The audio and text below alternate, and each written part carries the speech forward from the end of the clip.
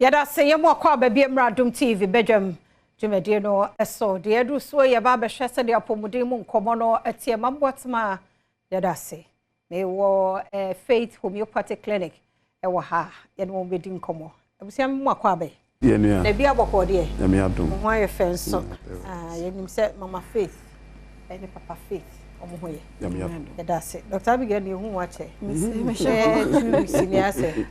ye water kakra pada o me ye hya se mfiri ho ene ye ka de Lance fe yada se bebre em se ye hia ebnada anopa bia se ya na ye ahokaka ye ewo yapomuden ho enti na ya ye hia ebrese na wote ye nka na se utie ya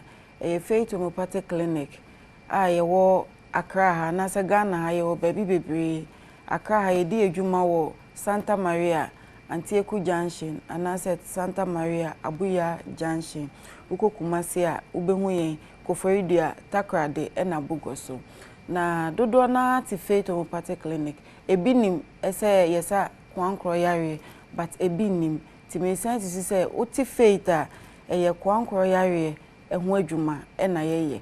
na yeka yare kwankro a yare bi a atena wo so a chehu say free 6 months anase 1 year eko wakwa enko no no say eya ye kwankro na say aye kwankro etena nipadua nim a wanhwe yi a ebedi nipadua ne dem anase ebedi nipadua no enya enti samme ohaw bia eda wo so wodi achia nantia abre unya solution to it samme ya oti Faith enka no dan wani efache Faith nante fenwe bi se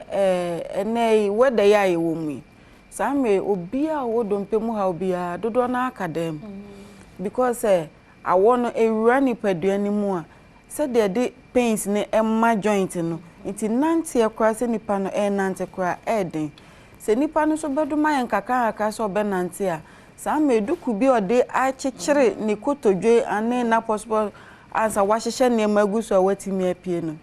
ha adwen obi on so obe chechire kra still ontimi empia bonten endru a bam bia bi owo bi obo bia so wa yusu bia bi but still a pains no ewo ho etimeso say arthritis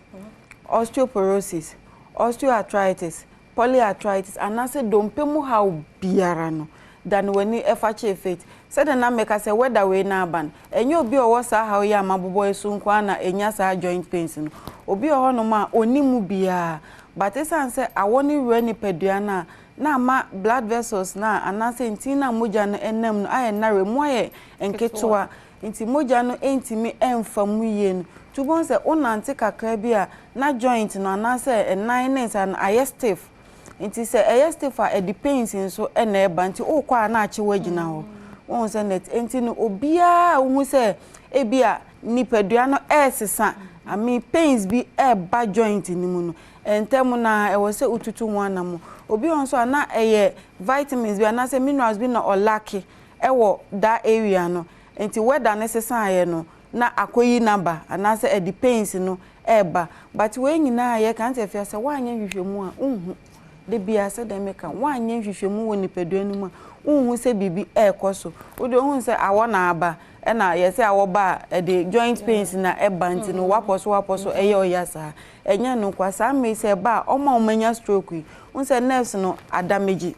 enya adwuma dada enti ne se whether ne san ye se kwa de ne na aye west kra enti me so say ye stroke nso na aka wato dem ebia otimi nante kakaka but emuye enyu no ene untimi mpie bie mu kra enti me so no nti na Faith ya ba ma no ebia ho no ma beba ne say ye joint pains obeba no ye mfa duro emma ye hwehwemu ni wie ne ehu ba bia ade ni fiba ebia physio nko a ye bekwa akoye massage ni nyema bi nkaka ubonsa obesore na ona okọ baby no senso ade a eye hawa ede abro ebia joint na asan ahonho no a ewo se wo ba na ye hwe se uhia aduro a ye be treatment say ye stroke say dem di kan eno so dan wani che Faith enka so machia se kwa de mabre nti ne be mi bia enyeme na o de te dem da bi eni da so wo ho eni da so eno nti na ye se ye kwankro ye hwe ho adwuma eye no mame ko doctor dan wani bra Kofi Amponsa me dase ya ebe chia before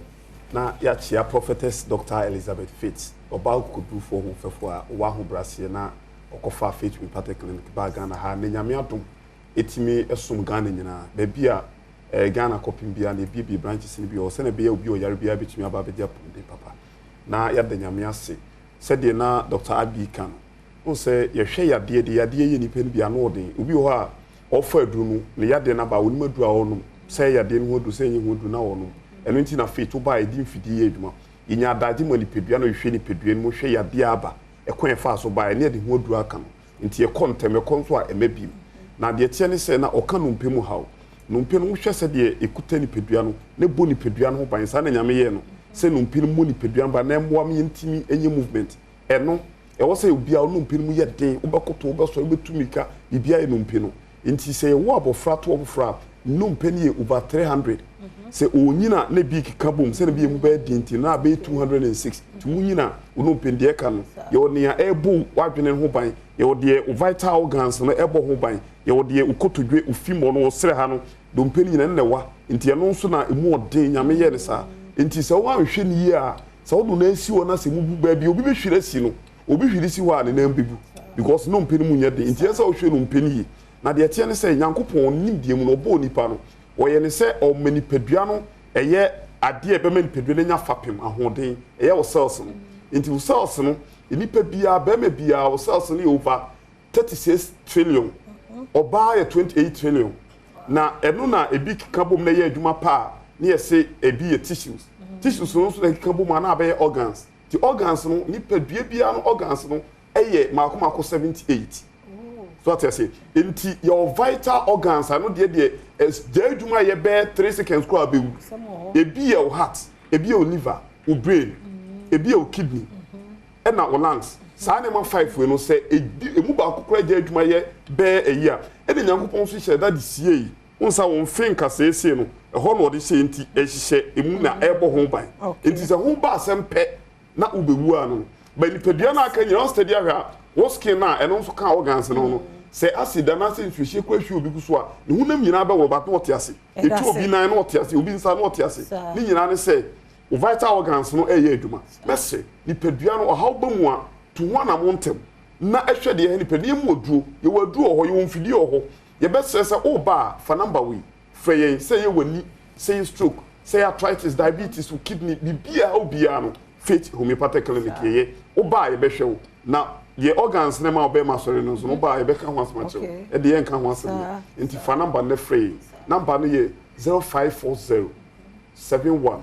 0940 0540 71 0940 and 0244 583859 0244 583859 and 0547 578494 Mr. Oba enka o yade yadwuma no se be hwe yade no ehu yade na ya ma o yade no wadu a ebitu ase ye konso a emebi mo yada mo se papa enti enkran no location ye Accra ha ye Santa Maria Antieku Junction na Abuya Junction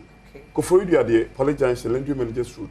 na okota kwade wa Naji Police Station hope Dr. Boot ho no na okokuma ya henema kobi 18 hope Western Region you bogo so old as da boga dan mu Koforidu Police Junction baby a wo bia no kode ben o se mfidie no ye won kran no eno bia na wo Koforidu baby ye clinic bi bia no wo mfidie ho I mean sure enti Faith Homeopathic Clinic na yete won kan Dr. Abigail Dr. Kufia Mponsa da sane nkwa wode wo ho a ye be se hia wo mo na wo de another topic ya ba ne ato so ba me komra sisi e to so